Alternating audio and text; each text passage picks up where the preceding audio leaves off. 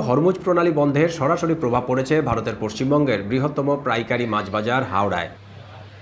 স্থানীয় মাছ ব্যবসায়ীরা বলছেন, ওমান, কাতার, ভিয়েতনাম, মিয়ানমার সহ বিভিন্ন দেশ থেকে প্রচুর পরিমাণে পমফ্রেট, পাঙ্গাস, চান্দা এবং খয়েরা জাতীয় সামুদ্রিক মাছ আমদানি করা হয়।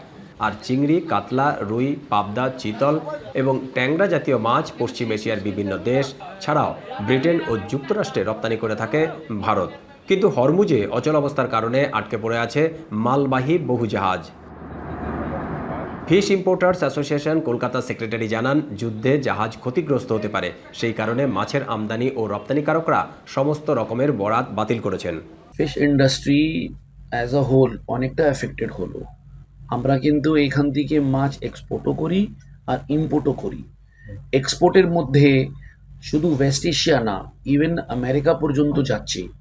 আরও জানা গেছে, পরিবর্তিত পরিস্থিতিতে আমদানি কার্যক্রম বন্ধ রেখেছেন পশ্চিমবঙ্গের অন্তত 70টি এবং মুম্বাই ও গুজরাটের শতাধিক আমদানিকারক। এরই মধ্যে কমপক্ষে 50 কন্টেইনার মাছের চালান বাতিল হয়েছে। এতে মোট ক্ষতির পরিমাণ প্রায় 100 কোটি রুপি।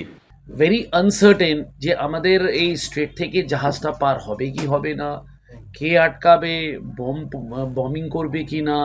এই কারণে দেখা যাচ্ছে যাদের শিপমেন্ট যাওয়ার ছিল তারা শিপমেন্টটাকে স্টপ করে দিয়েছে, কারণ buyer is not ready to take the risk. এমন আবহে পরিস্থিতি স্বাভাবিক হওয়ার প্রত্যাশা করছেন পশ্চিমবাংলা সহ ভারতের বিভিন্ন প্রান্তের মাছ ব্যবসায়ীরা। দীপক দেবনাথ, এখন, কলকাতা।